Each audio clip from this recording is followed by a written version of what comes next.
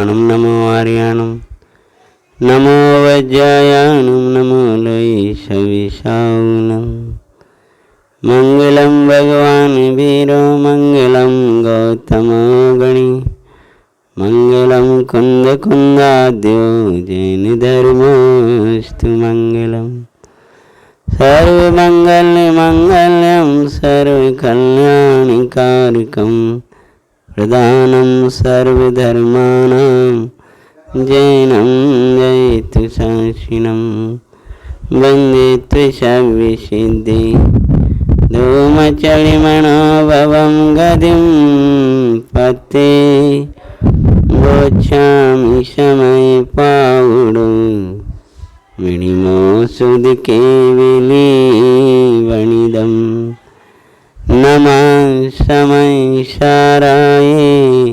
स्वानुभूत्या चकाशिते चिस्वावाय भावाये सर्वे भावान्तरच्छति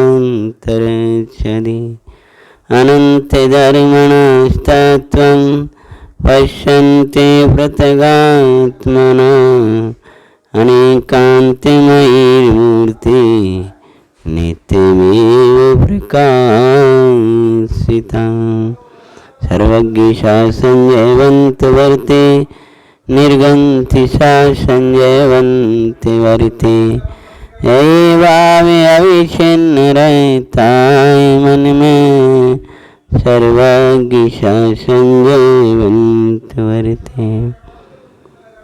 सत्सन्नाग देवादेव श्री महावीर भगवान की जय हो। श्री नामनाथ भगवान की जय हो। अजितनाथ भगवान के गर्भ कल्याणक महोत्सव की।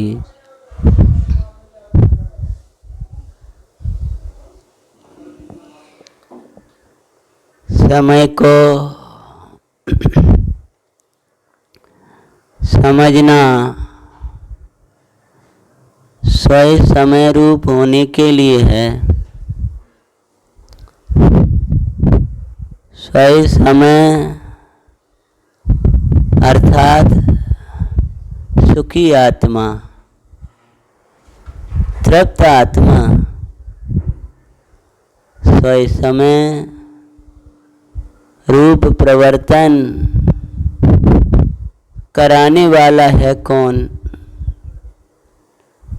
तेरी स्वयं समय में वृत्ति होगी, तेरे जीवन में आनंद आनंद आनंद ही होगा। बस एक का साथ ग्रहण कर। एक किसका साथ लें? एक भेद ज्ञान सहाय है। परद्रव्य से छुड़ाने में भेद विज्ञान सहाय है। स्वयं आत्म तत्व में अपनत्व कराने में भेद ज्ञान सहाय है। सहारा ले ले तू एक भेद ज्ञान का, तेरा बेसहारा जीवन मिट जाएगा। हमारा एक ही पुरुषार्थ जगना चाहिए कि मुझे मेरा उपयोग, मेरा प्रभु मुझे अभिन्नपने कैसे भाषित हो। मुझे मेरा ही आत्मा, बस मुझे मैं ही मैं दिखाई दूं, मुझे और कोई नजर ना आए। समय सार, मेरा समय सार मुझे स्वयं समय रूप आनंद में परिणति में बिठाएगा। समय सार में और स्वयं समय में क्या अंतर है? समय सार में और पर समय में क्या अंतर है? समय सार और स्वयं समय में भाष रहा है कुछ अंतर? क्या अंतर है? एक और तो कल की भाषा जो अपन 2-3 बार दोहरा चुके,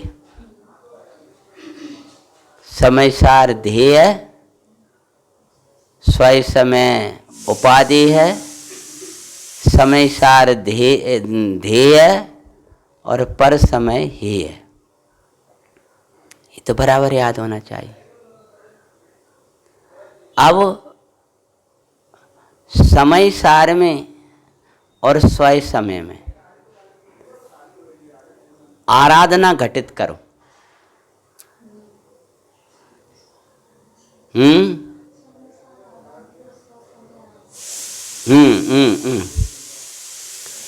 समय सार आराध्य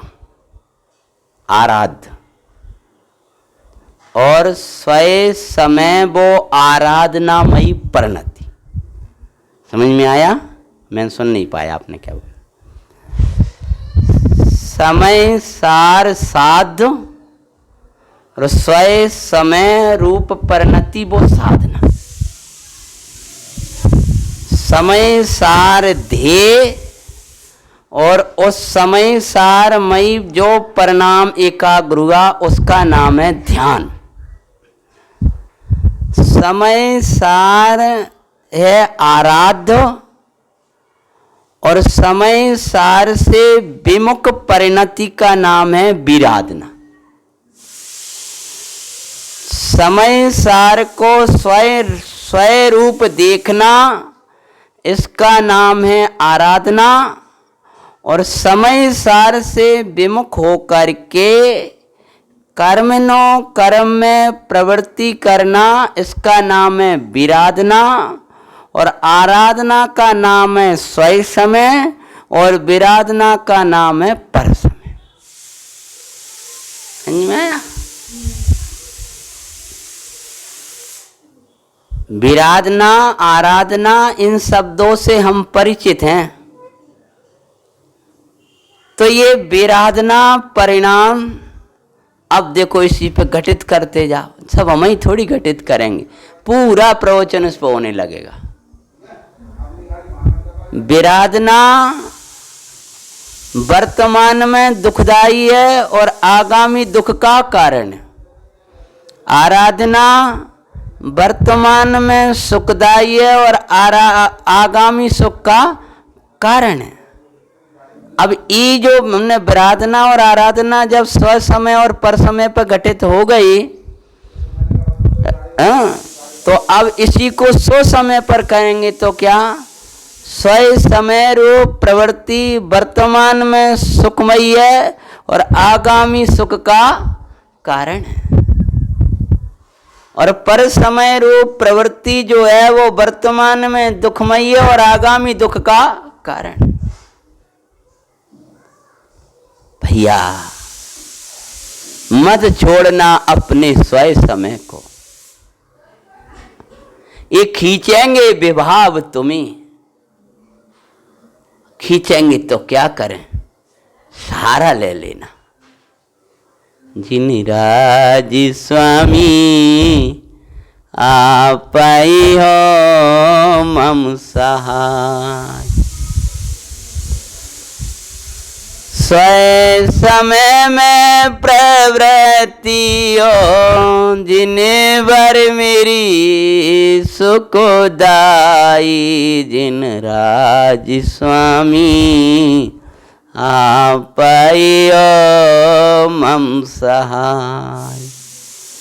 कैसे हैं जिन राज स्वामी? जिनके चरणों में अंधेरा मिट जाता है और एक ज्योति जाग जाती है। कौन सी ज्योति जाग जाती है? जो हमें स्वय समय रूप प्रवृत्ति करा देगी। संसार की नाना स्थितियां और परिस्थितियां बनेंगी। हे भव्य, तू बस भेद ज्ञान रखना। वेद विज्ञानी पर इसका कोई असर नहीं होता, ये अज्ञान का ही असर है। यह बात कहिए। अब अपन आगे बढ़ते हैं। पुनः एक बार वांचते हैं, कोई शब्द छूटा होगा तो। सर्व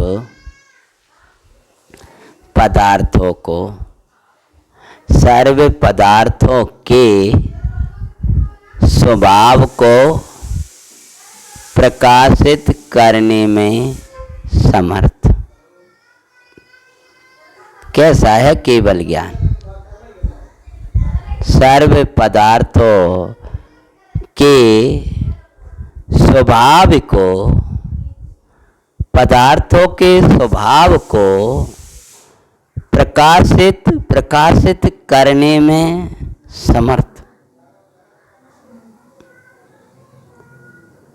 भाई कैसे प्रकाशित करने में समर्थ है? तो केवल ज्ञान की जो वृत्ति है वो अपने में झुकी हुई है, सबको प्रकाशित करने में समर्थ। केवल ज्ञान को उत्पन्न करने वाली वेद ज्ञान ज्योति का उदय होने से, ज्योति का उदय होने से, मैं इसलिए बाँच रहा हूँ, कोई शब्द छूट गया होगा तो उसका खुलासा करके आगे विषय बढ़ाऊंगा। सर्व पर द्रव्यों से छूट कर, घबरा मती, तू 100 जागृत कर ले, छूट कर। इतनी बंदी हैं, एक समय में छूट जाएगा, छूट कर ताकत आ जाएगी। वो वेद ज्ञान की ज्योति उदित हुई है सुकमाल के अंदर, कैसे आ गई ताकत? उसी वेद विज्ञान की उग्रता हुई तो कैसे ताकत आ गई? छोड़ दिया महल, रानियां, भोग वैभव सब, सर्व परद्रव्यों से छूटकर क्या करेगा? दर्शन ज्ञान स्वभाव में नियत वृत्ति रूप आत्म तत्व। ठीक है ना? कैसा है आत्म तत्व? चाहे तो संसार अवस्था में हो, चाहे मुक्त दशा में हो, उसकी वृत्ति, उसका स्वभाव नियत रहता है। अपने को ये देखना, दर्शन ज्ञान स्वभाव में नियत वृत्ति। भगवान आत्मा ने अपना जानना देखना वाला भाव छोड़ा नहीं है, अपनी नियत वृत्ति रूप ऐसा दिखना चाहिए अपना। कहीं हो, किसी परिस्थिति में हो, मेरा आत्मा तो आत्म ऐसा ही है। भूखा हो धर्मात्मा, प्यास लग रही हो उसे, लेकिन वह अभक्ष का भक्षण नहीं करेगा, ऐसी उसकी बहिरंग नियत वृत्ति है।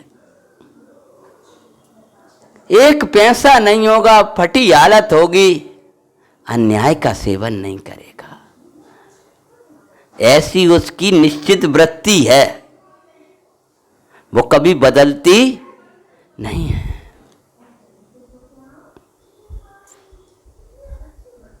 अब ये कथा बाँच रहा हूं, उसको लिपि करने का भाव है, कल जितना हो जाए।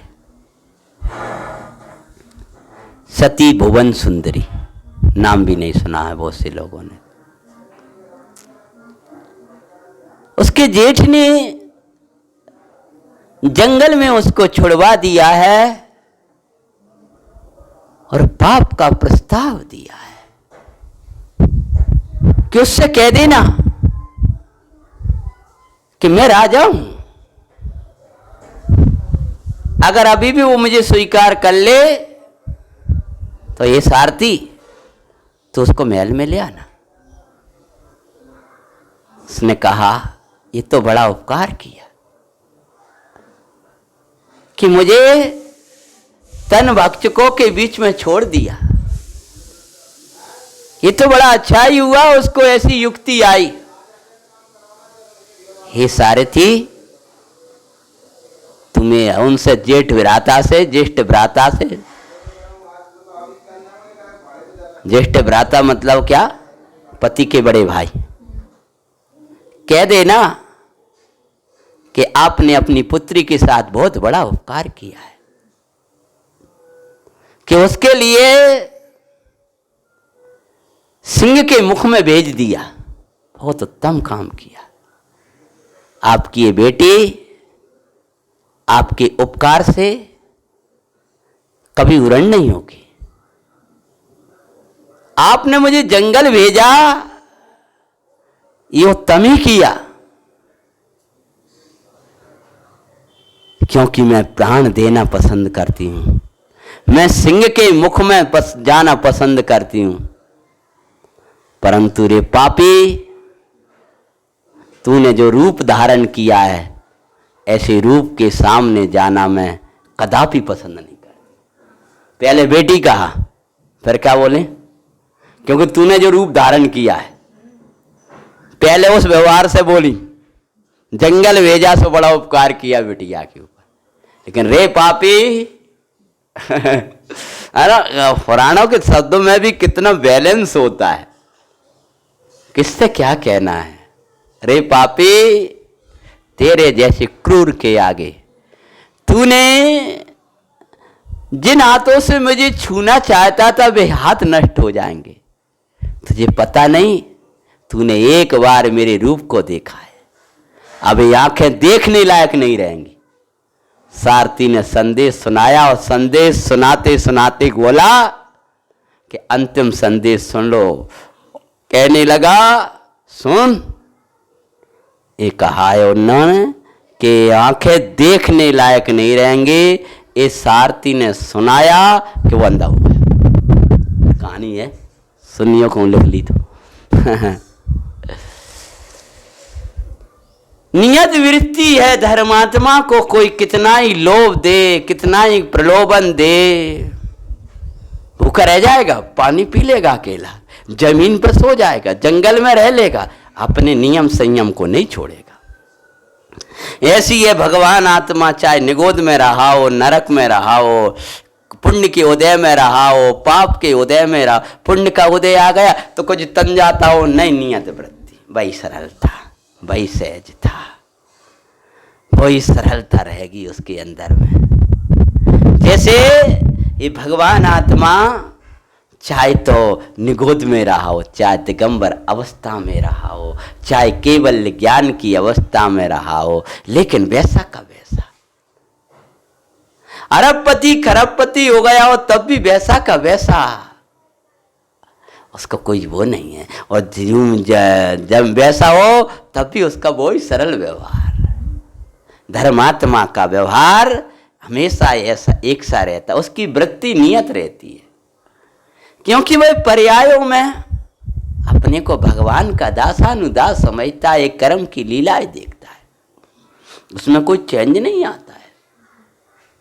चाहे एक श्रोता सुन रहा हो, चाहे हजारों की भीड़ में बैठा हो, वो वक्ता की जो नियत आज्ञा को बाँच करके, अपने को लघु समझ करके, लघुता पूर्वक जो उसके वचन एक के बीच में है वो 1000 के बीच में है। नियत वृत्ति है, उसका वात्सल्य सबके लिए है। उदाहरण दे रहा हूं मैं, विषयांतर नहीं हो रहा, ध्यान रखिए। अंतर यही होता है कि कुछ लोग सड़क के उदाहरण देते हैं और हमें पंडित जी साहब ने आगम के उदाहरण देना सिखाया है।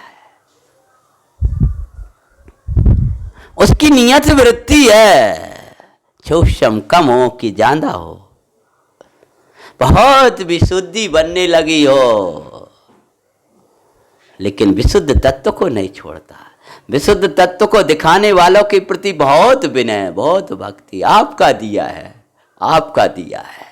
हमेशा ऐसा लगेगा जो आँख खुली तो इनका दिया है, ये मेरो आत्मा इनने दिया है, ऐसा ही उसको आता है। मेरो आत्मा इनने दिया है, मुझे सम्यक इनने दिया है, ऐसा ही उसको आता है। मुझे शांति यही देते हैं, ऐसा ही उसको राग आता है, रोके तो भी नहीं रुकता, अंदर में भेद ज्ञान बरतता है। आपको पता है ना कि भोजन से भूख नहीं मिटती है, तथापि वो क्षुधा जब लगती है तब यही आता है, भोजन ले आओ। रोके वो परिणाम नहीं रोकता। ऐसी धर्मात्मा जब व्यवहार में होता है तब उसको ऐसे ही भाव आते हैं, उसको भक्ति, उसको विनय, उसको वास, और रुकता नहीं है, उसको रुकता नहीं है।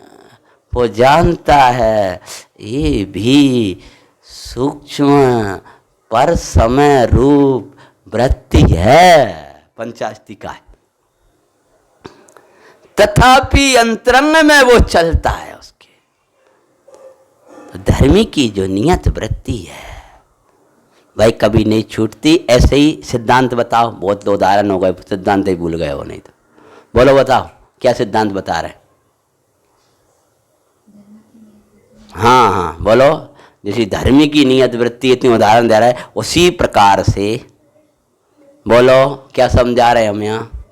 आत्म तत्व के एक नियत परिणत वृत्ति है, जानना देखना, जानना देखना, जानना देखना। तो भेद ज्ञान ले जाता है आत्म तत्व में।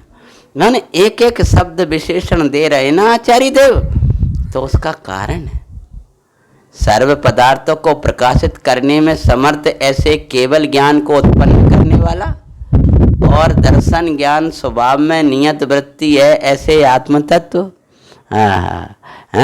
और बीच में आया था सर्व पर द्रव्यों से छूटकर।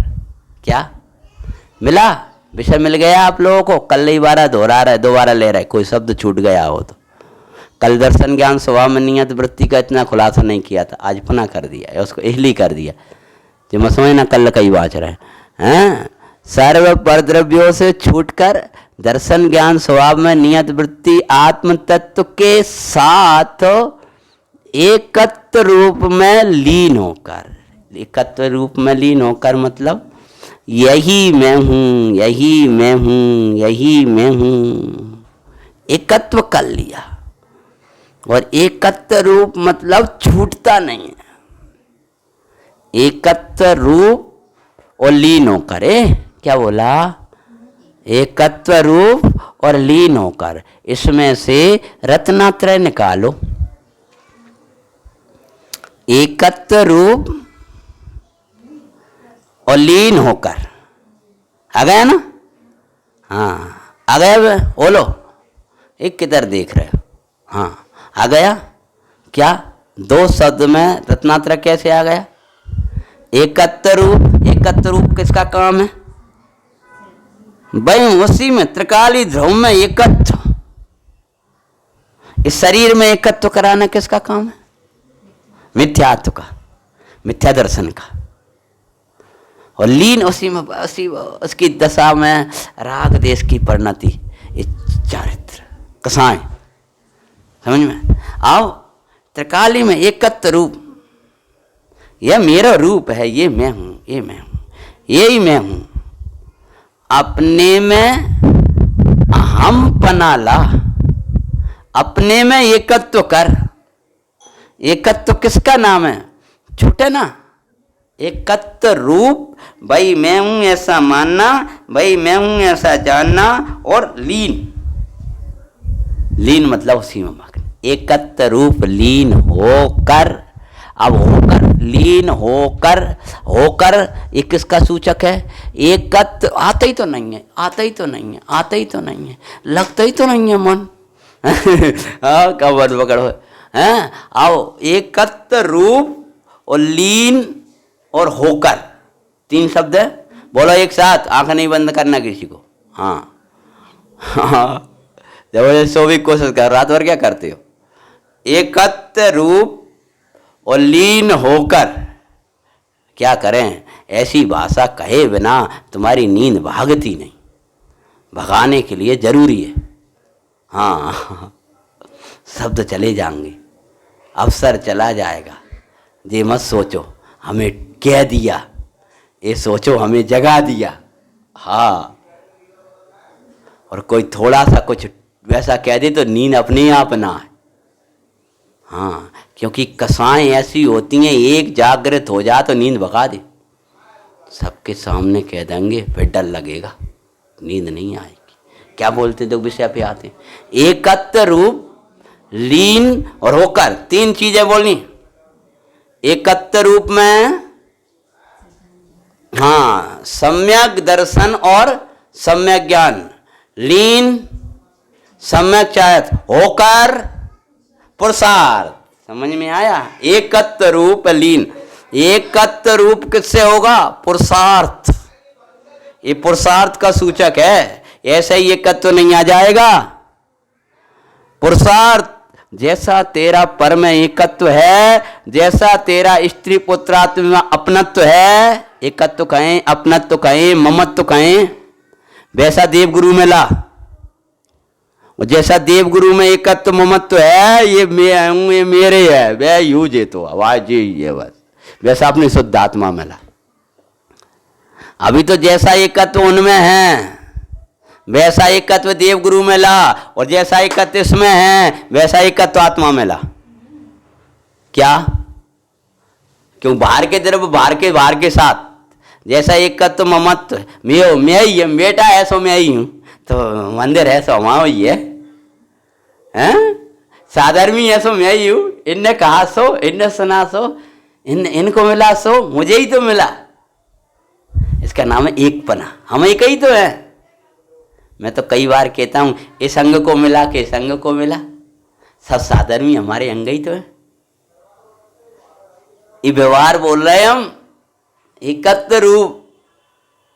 जैसे एकत्व ममत्व इन पुत्रादि स्त्री आदि के प्रति है, वैसे ममत्व होता है और उसमें एकत्व भी होता है। ममत्व के साथ में एकत्व कैसा होता है? अरे उनने किया सो मैंने किया, सबका चार याद करियो, हमें तो यही पढ़ा दे सब है? आपका हाँ है ना, ऐसा आपने बोला बढ़िया है, लेकिन वहां जो कहा है कैसे हैं वे, इससे बुआ माँ दादी करके दो तीन नाम दिए, माता पिता बहन भगनी, जिनके खाया हुआ मानो मेरे ही उदर में गया, ऐसा भाव है, हैं? मूल देखियो, जिनका खाया हुआ मानो उनने खाया सो मैंने खाया, ये लोक का एकत्व ममत्व है। अरे लड़का को नाम होगा सो मेरो होगा, अरे साधर्मी को होगा सो मेरो होगा, ऐसा क्यों नहीं सोचे? ये उदाहरण दे रहा हूं मैं आगम के, इसको समझाने के लिए। तो जैसा वो परमात्मा वीर का के साथ ऐसा एकत्व ममत्व, और जैसा एकत्व ममत्व उनमें है, वैसा एकत्व ममत्व मेरे अपनी आत्मा में है। अब जो प्रश्न करेंगे हो तो नहीं है, तो इसके लिए आचार्य महाराज 2000 वर्ष पहले ही समाधान कर गए, 1500 लगभग। अमृतचंद्र स्वामी क्या बोल गए? होकर जब लाएगा तब। बिन में क्यों हो गया? उनमें सुख लगता है ममत, तब इनमें क्यों होगा कि जे मेरे, देखो कितनी अच्छी शब्द हैं, मेरो इते कोर अन्य नदी के जग में ठोर, ताते भगवती शरणि जुलाई, मरणी समाधि चाहो सही। मुझको नित्य भूषित करो, शास्त्र जू रत्न करंड। हैं? तुम लोग बोलते हो ना प्रार्थना में, मुझको नित्य भूषित करो, शास्त्र जू रत्न करंड। पूरा बोलियो। हैं?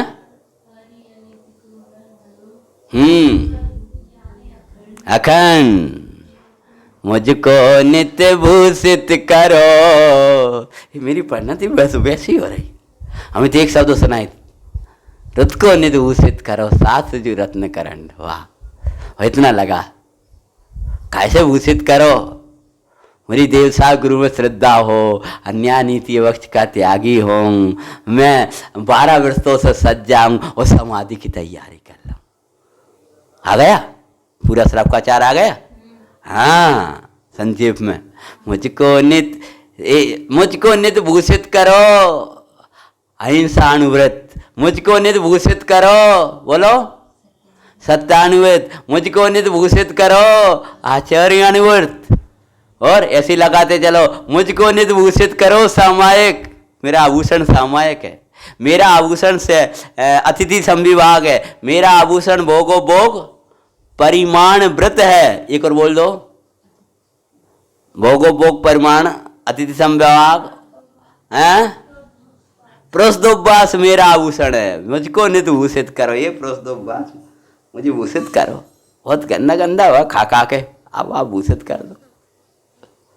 हैं हे बहुत बहुत भटकता हूँ, मेरा मन बहुत भटकता है, हे दिग्व्रत मुझको भूषित कर दो। मैं बिल्कुल निश्चित करके अपने, हे देशव्रत मुझको, मैं बहुत वैसा हो गया, मुझको भूषित करो। बस ऐसा सोचते रहे हो, मुझको भूषित करो। कैसे है? हे अनर्दंड व्रत, बहुत फालतू हाथ पाँव चलाता रहता हूँ, कुछ भी कर देता। हे मुझको भूषित करो, मुझको अभय कर दो, समाधि मरण मुझको नितूषित करो। शास्त्र जुरात न, अपने जीवन का ये पवित्र जीवन का आभूषण है, अपने पवित्र व्यवहार का आभूषण है रत्नगण श्राव का आचार। अंतर की दृष्टि का आभूषण है समय सार। तुम्हारा व्यवहार इसलिए बिगड़ा है कि तुम आभूषण नहीं पहने हो। श्राव का आचार तुम्हें सजाता है, उल्टी सीधी चीजों से नहीं सजा जाता है। हाँ, क्या कहते हैं? तो ये धर्मात्मा की वृत्ति, क्या उदाहरण दे रही थी बोलो, कहाँ से आए? हाँ, एकत्व होकर उसी को समझा रहे, हुआ जाता है। तो एकत्व के लिए जो उदाहरण श्रावकाचार्य यूं नहीं लाए हम, हमें कोई प्रसंग घटा नहीं है जो उसको श्रावकाचार्य ले आए हो तो भाई साहब ने, वो तो एकत्व के लिए दिया हमने। एकत्व रूप में लीन होकर समझ में। तो जैसा एकत्व बोलो किनके प्रति? उधर। वैसा एकत्व किनके प्रति आए? अब तुम ये सोचो, उधर का एकत्व इधर आया कि नहीं आया? कि अब तो नहीं आओ तो नहीं आएगा, क्योंकि गृहीत मिथ्यात्व की भूमि में अगृहीत मिथ्यात्व नहीं छूटता। अब तुम कितना ही स्वानुभव की बातें सुनते रहो, अभ्यास करते रहो, जितना एकत्व ममत्व तुम्हारा लौकिक कार्यों में है, उतना यदि अपने देव गुरु के प्रति नहीं है तुम्हारा। जैसे तुम्हारा घर सजो लग कर तुम्हें खुशी होती है, आवार आओ सब क्या करूं, वैसी खुशी तुम्हें मंदिर देख के ना हो हैं? अगर कोई आ रहा हो, मेहमान आ रहा हो तो सजा दो, बैठक पहुँच दो, जे कर दो, लगा दो, सामान लाओ, ऐसा कर दो। ये नहीं लगता मंदिर ऐसा अच्छा लगे? हवा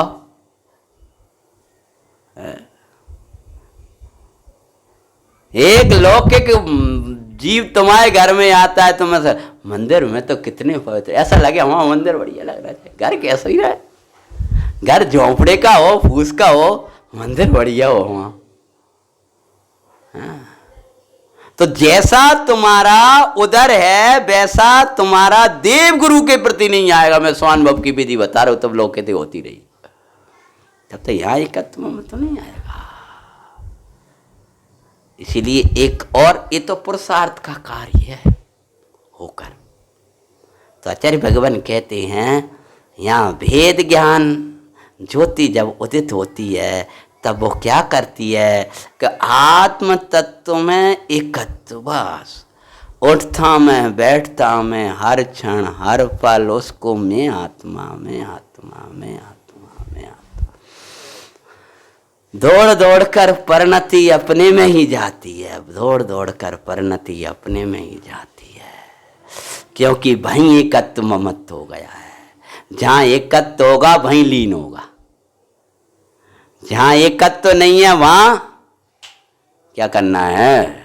हाँ, जहाँ एकत्व नहीं होगा, ग्रंथ नहीं दिख रहा तुम्हें? हाँ तो उपयोग लगाओ। जहाँ एकत्व होगा वहीं लीनता होगी, वही की याद आएगी। तुमको उनकी याद आती है जिनमें तुम्हारा एकत्व। और लीन होना मतलब उन्हीं के प्रति तुम्हारा झुकाव, उन्हीं के प्रति झुकाव, उन्हीं के प्रति झुकाव। तो ज्ञानी का झुकाव अपने चैतन्य के प्रति रहता है।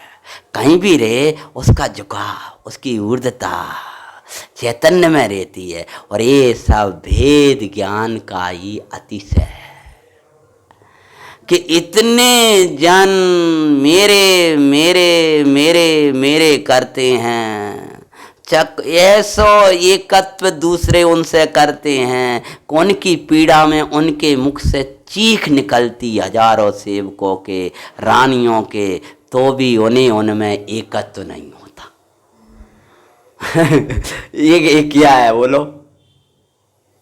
ये किसका अतिशय है?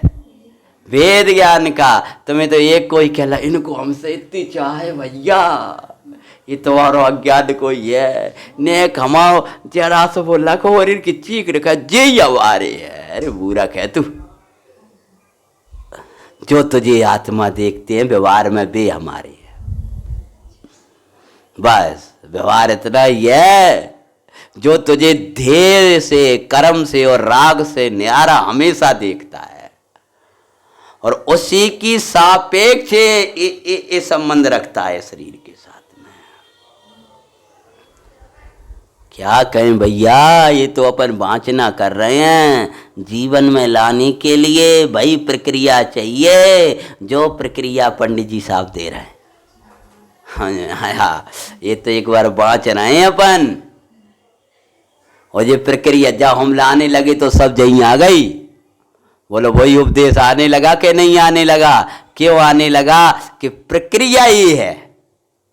हम सीधा कैसे कह दे तो एक तो अपने में कर लो, वहां आया नहीं है। हम कैसे कह दे तुम कुगुरुओं को मान रहे हो? बोलो अगर अपन को देव कुगुरुओं की सेवा कर रहे हैं तो आत्मानुभूति हो जाएगी।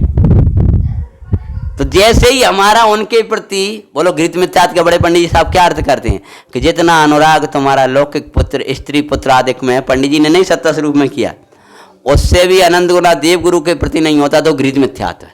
और जितना देव गुरु के प्रति उस अनंत गुना अपने शुद्धात्मा के प्रति नहीं होता तो अघृत मिथ्यात्व। वही परिभाषा हम बता यहाँ बता रहे। तो कहते हैं होकर, अब होकर एक प्रसार प्रतीक है, हमें करना होना है, बार बार जाएगा उपयोग, हमें एक एक राग के लिए नहीं मानना, जरा जरा से मोह के लिए नहीं मानना, भेद ज्ञान जगाना है। तो कहते होकर प्रवृत्ति करता है, प्रवृत्ति करता है, आनंद में बरतता है, लीन होकर प्रवृत्ति करता है। और लीन होकर प्रवृत्ति करने का नाम ही क्षमा है, मार्दव है, आर्जव है, सत्य है, शौच है, संयम है, तव है, त्याग है, अकिंचन है, ब्रह्मचर्य है। उसकी पहले की भूमिका में लीन होकर के एकत्व रूप, लीन होकर प्रवृत्ति करने का नाम ही निसंकता है, निकांचितता है। क्यों? सम्यक्त के साथ पाए जाने वाला चारित्र गुण है ये सम्यक्ताचरण है, वो संयमाचरण है, अहिंसा सत्य। ये प्रवृत्ति करता है, लीन होकर ऐसी प्रवृत्ति करता है। और लीन कब होता है? कि एकत्व ममत्व हैं, ऐसे अर्थ हैं वहां में। हाँ, तो सोच रहे थे वही क्या हुआ हो तो है लीन होकर और प्रवृत्ति। अब देखो एक एक आ गया ऐसे अर्थ भैया, तुम्हें विचार करोगे तब आ पाएंगे अंदर की विशुद्धि से। समझ में आया? कह रहे एकत्व रूप, एकत्व रूप उसी रूप मैं लीन, अपने स्वरूप में लीन हुआ। अब प्रवृत्ति करता है, अब प्रवृत्ति का करता है, अब प्रवृत्ति करेगा तो फिर जब लीन होकर प्रवृत्ति होगी तो क्या होगी? प्रवृत्ति। और ये निवृत्ति, ये लीन होना ये क्या है? ये निवृत्ति। अब लीन होकर क्या प्रवृत्ति करेगा? एक तो लीन होकर उसी रूप प्रवृत्ति, उसी रूप मतलब शुद्धोपयोग रूप प्रवृत्ति, एक तो ये वाली। अब लीन होकर के फिर शुद्धोपयोग रूप प्रवृत्ति नहीं कही, तब क्या प्रवृत्ति होगी? कि खाएगा पिएगा मस्त रहेगा लौकिक में लगेगा कि ना, फिर सम्यक्त की प्रवृत्ति होगी, फिर चारित्र की प्रवृत्ति होगी। फिर ये वाला व्यवहार नहीं होगा जो वर्तमान में मिथ्यात्व के साथ चलता है। तुम्हारी प्रवृत्ति मिथ्यात्व की दिखती है, तुम्हारा एकत्व ममत्व यहीं पड़ा है इन्हीं में। तो ये सब भेद ज्ञान की कला है, भेद ज्ञानी की ऐसी स्थिति होती है। समझ में? तो कहते हैं तब दर्शन ज्ञान चारित्र में स्थित होने से, देखो अब वो आ गए बात, तब वो दर्शन ज्ञान चारित्र रूप ही उसकी परिणति रहती है। स्थित होना मतलब बस रत्नात्रय में स्थित हो गया। अब उसका रत्नात्रय कभी छूटता नहीं है, अब नहीं छूटेगा उसका स्थित होना, बस उसी रूप उसकी टिक गया उपयोग पूरा का पूरा। अब वो कहीं भागता नहीं है, स्थित होकर के आगे बढ़ा रहे हैं अपन। स्थित होने से देखो क्या लिख रहे हैं, ऊपर तक तो लिखा होकर और नीचे लिख रहे हैं होने से। एक एक मंत्र है, होकर होने से, हैं? ऐसा लग रहा क्या कह रहे, कछु समझ ही तो नहीं आ रहा है। इन शब्दों में आनंद है। हमें तो अच्छा लग रहा है, कितना अच्छा है, कैसे एक एक शब्द में आचार्य महाराज ने गंभीरता लिखी है। होकर और होने से, और हम पहले होकर करते नहीं हो, पहले ही का ख्याल रखते हैं होने से। होनार को पहले पकड़ते, पुरुषार्थ को छोड़ देते। बस हम दर्शन होने से ऐसा हो जाता है, ज्ञान होने से वो आ जाता है, चाहे तो होने से ऐसा होता है, प्रोडिशक्यता होती है, फिर वो ऐसी होती है। बस वो होने से भाई पकड़ ले, और होकर वाला छोड़ देते हैं और होने से पकड़ लेते हैं। पहले होकर लिखा है, फिर होने से लिखा है। तो कहते हैं होने से अपने स्वरूप को एकत्र रूप से। अब रत्नात्रय रूप होने से क्या करेगा वो, अपने स्वरूप को, अपना स्वरूप मतलब बोलो परिभाषा बोलो, पीछे वाले बोलोगे तो आगे आवाज भी ठीक ठीक कम आएगी। बोलो हाँ बोलो। अपना स्वरूप मतलब दर्शन ज्ञान स्वभाव में नियत वृत्ति रूप आत्म तत्व। समझ में आया? उसका नाम है अपना स्वरूप। अपना अपने स्वरूप को एकत्र रूप से, एकत्र रूप से हम जी मैं हूँ, एकत्र रूप से एक ही समय में क्या करता है, समय भेद नहीं, एक ही समय में जानता तथा परिणमता हुआ। क्या करता है? एक ही समय का अर्थ किया था, जो जानता है वह परिणमता का। तो अब किसको जानता परिणमता है कि अपने स्वरूप को ही जानता, और जानने के पहले सिद्धाना ही गया, ठीक है ना। तो जानता और उसी रूप परिणमता, उसी में मग्नता हुआ। भय स्वय समय है, ठीक है। भय स्वय समय। एक बार वो माचल लगेंगे तो फिर कछुआ, इसलिए अब नहीं माच रहे अब तो लोग उसको परडवर कर डाओ शुरू। भय स्वय समय, ये बहु सौ समय की कहानी, ठीक है। अब चलती है दुखी वाली, अब चलती है हम कहाँ बैठे हैं, अब चलेगा पर समय की कहानी। स्वय समयों की बात हो गई। भाई स्वय समय है, तो ये स्वय समय क्या है, क्या करता है, किस प्रकार स्वय समय हुआ जाता है। वाह, गुरुवर अमृत चंदाचार्य महाराज ने कितना अच्छा स्वरूप बता दिया। माना पूरा आप स्वय समय रूप हो जाओ। इसीलिए जिनको वास्तव में यह स्वय समय रूप दशा उपाधि लगी हो, वे अपना पूरा छोसम यहाँ झोंक करके, पूरा जितने पात्मा ज्ञान है और इसको स्मरण में रख लेना, फिर उसका चिंतन करना बैठ बैठ के कैसे हुआ जाता है। ये तो सबके पास पूरा ज्ञान है कि यहीं लगा दो बराबर याद हो जाएगा। कम ज्यादा बुद्धि वाला, इतना कम बुद्धि वाला कोई नहीं। अगला, इस प्रकार प्रतीत किया जाता है, ऐसे स्वय समय को जाना जाता है। किंतु अब चलता है, हैं? अब चलता है पर समय। देखो गाथा में से कितना आ गया, गाथा में से पहला पैराग्राफ का अर्थ हो गया, जीवो चरित दंसन नानठिदो तमी ससमयम जान, ये वाला अर्थ आ गया। अब करते हैं पुग्गल कम पदे सठिदम चतम जान पर समयम। अभी वाला अर्थ करते हैं, ठीक है। कहते हैं देखो, किंतु जब भय अनादि अविद्या रूपी केले के मूल की गांठ की भांति मोए उसके उदयानुसार प्रवृत्ति के अधीनता से, पहले लिया था भेद ज्ञान और अब लिया है मोह मिथ्यात्व। अब उसकी विशेषता, भेद ज्ञान की विशेषता बताई थी, सर्व पदार्थों को प्रकाशित करने में समर्थ, केवल ज्ञान को उत्पन्न करने वाला। और अब यहाँ विशेषता बता रहे हैं सबसे अज्ञान की। तो ये अज्ञान क्या है, कह रहे हैं जब भय अनादि अविद्या रूपी केले के मूल की गांठ की भांति मोए। अब मोह कैसा है, एक तो अनादि अविद्या, कब को है जी, बोलो, अनादि अविद्या, ये अनादि की अविद्या है, अज्ञान है। थोड़ा सा किसी प्रकार की जानकारी ना हो तो ये लगता है अपने बड़े मूर्ख हैं, लेकिन यहाँ ये कह रहे हैं कितनी विद्याएं पढ़ ली लेकिन अनादि अविद्या तो बैठी, बिना पढ़ा लिखा है, कछु विद्या नहीं पढ़ी जाने। जिसने भेद विज्ञान की विद्या पढ़ी है उसी ने विद्या पढ़ी।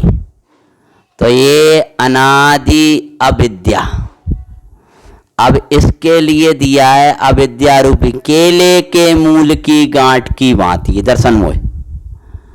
तो केले के मूल की गांठ की भांति, तो केले की गांठ की भांति का क्या कहना चाह रहे थे, उठना है क्या, चलो कह रहे हैं केले के मूल की गांठ की भांति हैं। तो अब ये केले के मूल की गांठ की भांति क्या कहना चाह रहे कि यहाँ ये दर्शा रहे कि केला होता है। सुनो, विद्वानों के मुख से मैंने उदाहरण थोड़ा सुना है, अभी मैंने कोई इस प्रकार का आयुर्वेदिक भाव में देखा नहीं है, कोशिश भी करी खोलने की लेकिन मिला नहीं, तथापि प्रयोजन भूत है सो मैं उदाहरण दे रहा हूँ। मैंने कोई ऐसी खेती केले की देखी नहीं है, हाँ जो सुना था सो मैं तुमको बता रहा हूँ, जिनसे सुना था उनका भी बता दूंगा अगर शंका हो। तो कह रहे केला होता है, केला तो केला की जड़ इतनी पुष्ट होती है कि उस जड़ में से दूसरी जड़ बना लेता है वो, उसमें से एक गांठ और निकल जाती है, उसकी जो गांठ रहती है ऐसी मोटा मोटा हैं। अब उसमें से जो उसकी गांठ रहती मोटी, तो उस गांठ में से दूसरी गांठ पैदा हो जाती है और बिना ही गांठ बोए नया वृक्ष हो जाता है। कहा, हाँ ये घटित हो रहा है यहाँ पर, मैंने भी विचार किया ऐसा ही होगा। हाँ, क्या समझ में आई, केले की जो गांठ होती है उस गांठ में से दूसरी गांठ हो जाती है पुष्ट, वो पुष्ट वही तो और पैदा कर दे, उसमें से दूसरा वृक्ष हो जाता है। अब उसमें से अनेक गांठें हो जाती हैं, फिर अनेक वृक्ष होते, ये मैंने कोई सतना सुना नहीं, वो आप किसानों से पूछना लेकिन वो एक गांठ से दूसरी गांठ गई, उसमें से एक वृक्ष निकल आया, फिर उसकी गांठ निकलेगी, फिर दूसरा वृक्ष निकल आएगा हैं। वो इस प्रकार की संतति के लिए यहाँ क्या दिया, पुष्ट होती है। वो क्या होती है, क्यों, क्योंकि जड़ तो किसी की भी उदाहरण दे सकते थे हैं। ऐसे बैठो, पीछे वालों को दिक्कत ना आए। जड़ तो सबकी, वो तो मिथ्यात्व के लिए जड़ई का उदाहरण दिया है, तो यहाँ केलई की जड़ क्यों ली, का समझ में आया, क्योंकि आचार्य महाराज जो उदाहरण देते हैं वो बहुत सटीक देते हैं। तो यहाँ नीम की जड़ भी ले सकते थे, जड़ तो सबका ही है। इस बब तरु का मूल एक जानऊ मिथ्या भाव, ताको करे निर्मूल अब, करही मोक्ष पा। तो अपन भवदान को केला वेला को नहीं दो, तो अपन जी कहते हैं जैसे वृक्ष की मूल जड़ है, उसी प्रकार संसार का मूले मिथ्यात्व है। इतना क्या क्या बढ़ जाते हैं। लेकिन आचार्य मारना जड़ भी पकड़ी तो केला की पकड़ी तो केला की क्यों पकड़ी? क्योंकि तो पुष्ट होती है और वो एक जड़ दूसरे में निकल जाती, वो नया केला पैदा कर दे। ऐसी जो मोह है ना, एक मोह दूसरे मोह को पैदा करता है। इनसे मोह भाव तो इनसे संबंधित मोह कितना हुआ? एक से मोह हुआ, अब कितनों से मोह हो गया। एक तन का मोह कितनी पुष्टि कर रहा है ना। इसीलिए वो जो अनादि की अविद्यानि मिथ्यात्व की है, वो पुष्ट ऐसी पोषण देती है मोह को, मानो मोह को पोषण देने वाली, यूं कहें राग देश मोह मई जो प्रवृत्ति आप देखते हो, वो है वृक्ष, हैं यानी चारित्र मोह। कसाय हैं तो वृक्ष, और जड़ क्या है? हैं नहीं, उसकी जड़ क्या है? मिथ्यात्व। समझ में आया? एक कसाय तो हैं वृक्ष, केला दिख रहा है ना, केला में फल लग रहे हैं, बढ़िया केला आ रहे हैं, वैसा वो दिखाई दे रहा है, लेकिन पुष्ट कहाँ से हो रहा है? ऐसे ही तुम्हें जो मम्मी के प्रति राग है, स्त्री पुत्र आदि के प्रति राग है, शरीर से राग है, इसकी पोषण करने वाला कौन है? जड़ है। और एक के प्रति होता है तो वो एक नया नया पुष्ट है। वो पुष्ट कहते हैं अनादि अविद्या रूपी। और ये अनादि की अविद्या मतलब मैं शरीर हूँ, कर्म हूँ, राग हूँ, ये जो प्रवृत्ति है, मैं सुखी, मैं दुखी, मैं रंक, मैं राजा, ये अनादि अविद्या। अविद्या रूपी केले के मूल की गांठ की भांति पुष्ट हुआ मोह, पोषण मिलता है उसको, नीचे से मिथ्यात्व से पोषण मिलता है कि जे अपनी है बेकोऊ नहीं है। बिल्कुल सही कह रहे हो, पोषण मिलता है भीतर से। उनका पोषण कौन करता है? ज्ञानी का मोह पोषण नहीं होता है। ज्ञानी को क्षोभ हो भी जाए, विकल्प हो भी जाए, तो पोषण करने वाला भीतर है ही नहीं, तो सूख जाता, खत्म हो जाता। अरे हम ही वैसे काय कसाय करी, व्यर्थ के बोले, क्यों विकल्प किए, सब परिणमन स्वतंत्र है। मुझसे सुखा देता है उसको मोह को। और ये मिथ्यात्व नहीं, सम्यक तो सुखाता है ज्ञानी के मोह को, और इसको तो पोषण मिलता है भीतर। बिल्कुल सही करो तुमने, ऐसा ही जवाब दो। मूर्ख हैं वे तो, भीतर भीतर से जो मिथ्या मान्यता बैठी है ना। क्यों? एक आध किसी के प्रति उल्टा मान्यता बना ली तुमने, तो नेक कछु प्रसंग मिलेगा तो वो मान्यता तुम्हें पोषण करेगी। बिल्कुल। देखो अपन सोचते वो ही है, जैसे ही हैं जी, ये ऐसे ही हैं। ये अपने कछु काम में नहीं आएंगे, अपने काम में बे आएंगे। मूर्ख, भगवान आत्मा तेरे काम में पंच परमेष्टि तेरे कार्य में सहायक होंगे और आत्मा सहाय होगा। इसके अलावा भिखारी बन करके काय को दूसरों के सामने, बेचारे खुद ही भिखारी हैं, वे भिखारी तुम्हें का सहाय होंगे? एक भिखारी कह रहा था, अरे कोई नहीं भैया जी कुछ अपने सेठ मेट सब ऐसे ही हैं, अपने बेद दादा भिखारी, दादा भी काम में आएंगे। उनके सामने कटोरा लेकर चला गया तो वो कहते नेक दे दियो, कितने काम में दे दियो, कि दो ही भिखारी। पर में सुख मानने वाले भिखारी हैं, पर को अपना मानने वाले भिखारी हैं। तुम हमारे हो, हम तुम्हारे हैं, भिखारी हैं। ये ज्ञानी का व्यवहार ऐसा नहीं होता। ज्ञानी का व्यवहार तो बता जी भगवान है, सब हमारे हैं, सब हमारे हैं, एक हमारा और दूसरे हमारे नहीं है। ये मोहियों का व्यवहार है। ये इसकी पुष्टि मिथ्यात्व करता है। तेरे अंदर सर्वसाधर्मियों के प्रति वात्सल्य भाव एक सा नहीं बरतता है तेरे अंदर, तो समझ लो ये अविद्या पोषण दे रहा है। बिल्कुल सही है जी, सही है जी। ऐसे किसके आधार पर तोल रहे हो सही और गलत? मात्र शरीर के आधार पर कि आत्मा के आधार पर? क्या वे तुम्हें अनात्मा देखते हैं? क्या वे तुम्हारे आत्मा के प्रति उन्हें अनुराग नहीं है? तुम जो तोलते हो वो मात्र शरीर से तोलते हो, जो चुनते हो शरीर से चुनते हो। अशरीरी के मार्ग में भी शरीर से संबंध जोड़ते हो। अशरीरी के मार्ग में भी शरीर से साथी जोड़ते हो, तो अशरीरी के मार्ग में आने का क्या फल रहा? यहाँ तो अशरीरी के मार्ग में अशरीरी साथी देखते हैं। जे बढ़िया है, जे आज जे शरीर पर लक्ष्य नहीं करते हो ना कराते हैं, भैया ऐसी गर्मी पड़ रही है, ऐसा वो हो रहा है, तो भी जिनको देखो अशरीरी साथी देखते हैं, शरीर वाले नहीं। जे बढ़िया है, जो कूलर चलाते हैं हमारे संग, जिनके संग अपनी खूब बच जाए, अबरो भी ऐसी स्थिति है, अपा तो पक गई वाले है, जो तो कूलर वाले है, जे बढ़िया है, जिनके संग है। शरीर वाले पकड़ लिए, मोही पकड़ लिए तुमने, तेरा कल्याण का कल अवसर चला गया। सो अवसर तो चला जाएगा, फिर का वो जाको भूत भयंकर बन जाएगा। बस हल्के पुण्य से तो बिन ही जाएगा, और क्या होगा? भूत भयंकर व्यवहारिक ज्योतिष, बस इससे ज्यादा जो पुण्य वाले परिणाम नहीं है,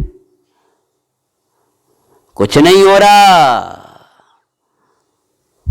अपने निजालय में आने पर 10 जिनालय छोड़ो, 1000 जिनालय चले जाना, लेकिन निजालय में आए बिना जिनालय की वंदना सार्थक नहीं होगी। निजालय में कितना वो आकर के इतना आज बहुत अच्छा रहा, ठीक है भैया, शुभ की अपेक्षा बढ़िया है, तुम्हारी प्रसन्नता जहार है, परंतु भीतर कितना लगा? अब पर का कर्तृत्व छूटा के नहीं छूटा? अब होता हुआ परिणमन होता दिखेगा कि नहीं दिखेगा? अब सब जीव की स्वतंत्रता दिखेगी कि नहीं दिखेगी? हमारा मोह कितना टूटा, परमात्मा के दर्शन करते वही ये देखना चाहिए। हमारी मान्यता वहीं की वहीं बनी रही। बड़े पंडित जी को उदाहरण याद करियो, कुआ को पानी पूरा फेंक गाओ, बिल्ली वहीं पड़ी है। मान्यता हमारी बोई बनी है, तो समझ लो तुम्हारा मिथ्यात्व का पोषण तो बराबर हो रहा है। कि देखो बिल्कुल सही कह रहे हैं, जे अगर अपनो ना हो भिखारी जैसो, टोडामल जी का भिखारी याद करियो, पागल, अपनो ना हो तो ये बताओ कि जी हमें भोजन का को देते हैं? हाँ जी अपनो ही है, देखो इसलिए तो इनने हमें मुझ पहले तो कहा, बोलो टोडामल जी को याद करो, अरे पढ़ लिया करो, कहूँ अपनी पागलपंथी के दर्शन कर लिया करो।